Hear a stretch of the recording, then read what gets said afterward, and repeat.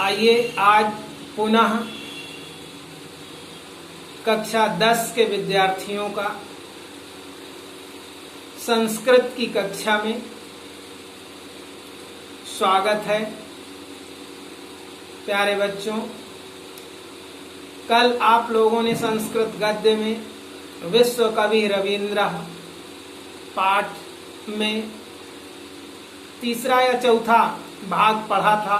आज उसके आगे जहां से छोड़ा गया है उसके आगे आज आप लोग पढ़ेंगे, जिसमें रविंद्रनाथ टैगोर जी की विशेषताओं का बड़ा ही सुंदर वर्णन किया गया है। तो आइए देखते हैं। कल आपने पढ़ा कि अंग्रेज सरकार आपस में सवर्ण और असवर्ण जातियों को लड़ा करके, आपस में भेदभाव करके अलग से चुनाव कराने के लिए प्रयत्नशील थी और जिनका मंतव्य था कि ये इस चुनाव से अलग अलग हो जाएं।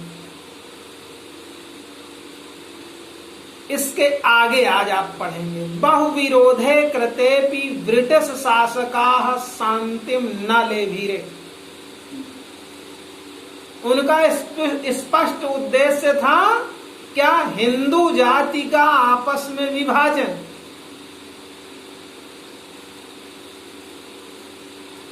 बहुविरोधे कृतेपि, बहुत अधिक विरोध किए जाने पर भी ब्रिटिश शासकाः, ब्रिटिश सरकार, अंग्रेज सरकार शांतिम न लेभिरे, शांत नहीं हो सकी, शांत नहीं हो सकी और विभाजयितुं च प्रयतमाना एव आसन्, और इन्हें विभाजित करने का प्रयत्न करती रही। तदा महात्मा गांधी हिंदू जातिषु ऐक्यम स्थापयितुं, जब ऐसी स्थिति हुई तो महात्मा गांधी ने समस्त हिंदू जाति में एकता बनाए रखने के लिए कारागारे आमरणम अनशनम प्रारभत, कारागार में ही आमरण अनशन प्रारंभ कर दिया।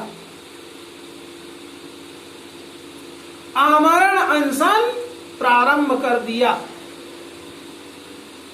गुरुदेवस्य रवीन्द्रस्य च अनुमोदनम ऐच्छत्, और आमरण अनशन प्रारंभ करने के लिए गुरुदेव रविंद्रनाथ जी का भी अनुमोदन मिलने की इच्छा व्यक्त की।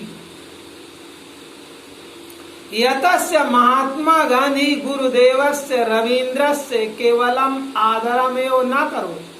यतस्य माने क्योंकि महात्मा गांधी गुरुदेव रविंद्रनाथ जी का केवलम आदरमेव न करो, केवल आदर ही नहीं करते थे, अपितु बल्कि यथा कालम, उपयुक्त समय पर समीचीन सम्मत्यै, सही सलाह की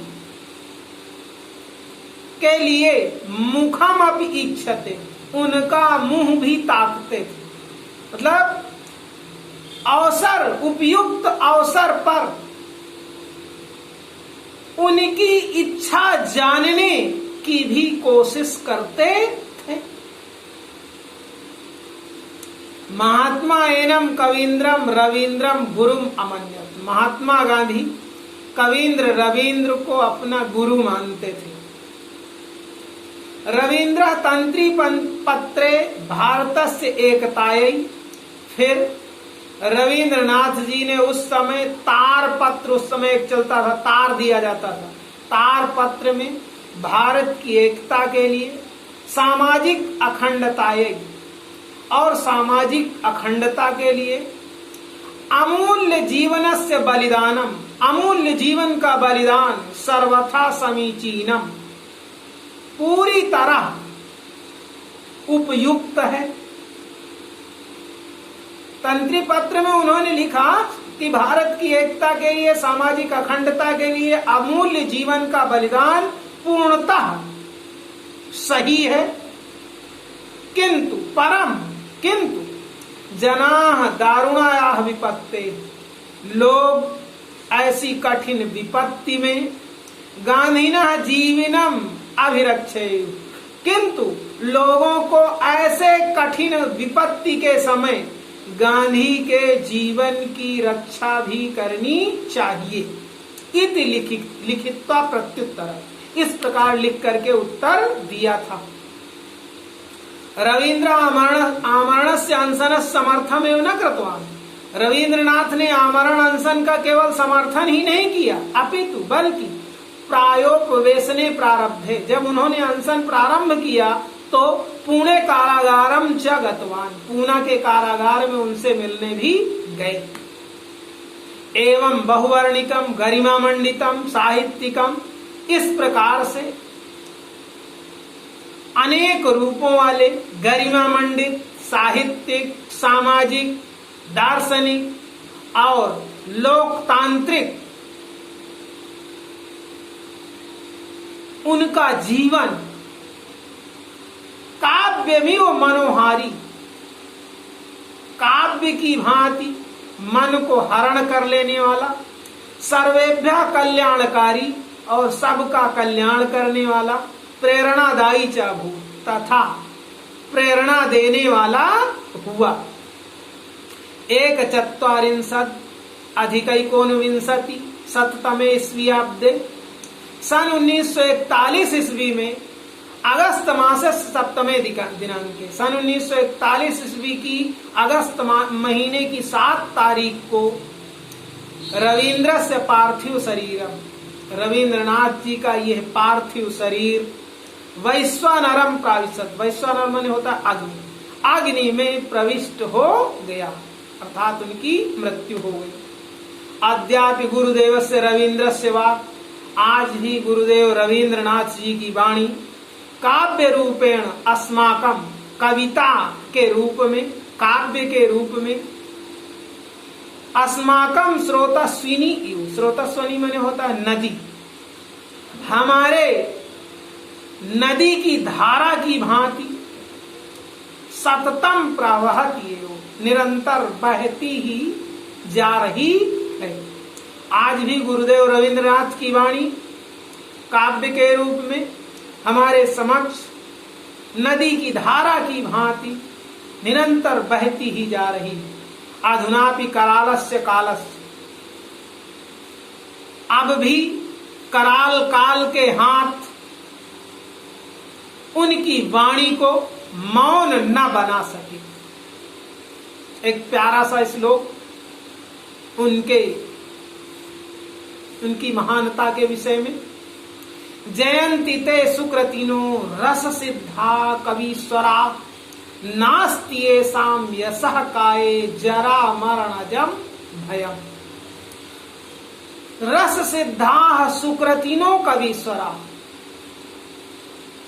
उनकी महानता का वर्णन करते हुए किसी ने कहा, ऐसे रस सिद्ध, सुकृतिना माने पवित्र आत्मा वाले, पुण्यमयी आत्मा वाले, कवीश्वरा, कवीश्वर, ऐसे रस सिद्ध पवित्र आत्मा वाले कवीश्वरों की जय हो, जय हो, जय हो। ऐसाम यशः काय, जिनके यश रूपी शरीर को जरा मरणजम भयम नास्ति, बुढ़ापे और मृत्यु का कभी भी भय नहीं होता है, जिनके यश रूपी शरीर को कभी वृद्धावस्था और मृत्यु का भय नहीं होता है, ऐसे रस सिद्ध पुण्यात्मा कवीश्वरों की जय हो जय हो जय। ये आपका हो गया आज से समाप्त विश्व कवि रविंद्र पाठ। इसका अर्थ आप लिख लीजिएगा, हमारे व्हाट्सएप पर डाल करके चेक करा लीजिएगा। हम इसको YouTube पर भी डाल देंगे, उस पर भी आप लोग देख लीजिएगा और लाइक करिएगा और सब्सक्राइब कर दीजिएगा। बस आज इतना ही। अगले दिन नए वीडियो के साथ पुनः नए पाठ से मिलेंगे। जय हिंद, जय।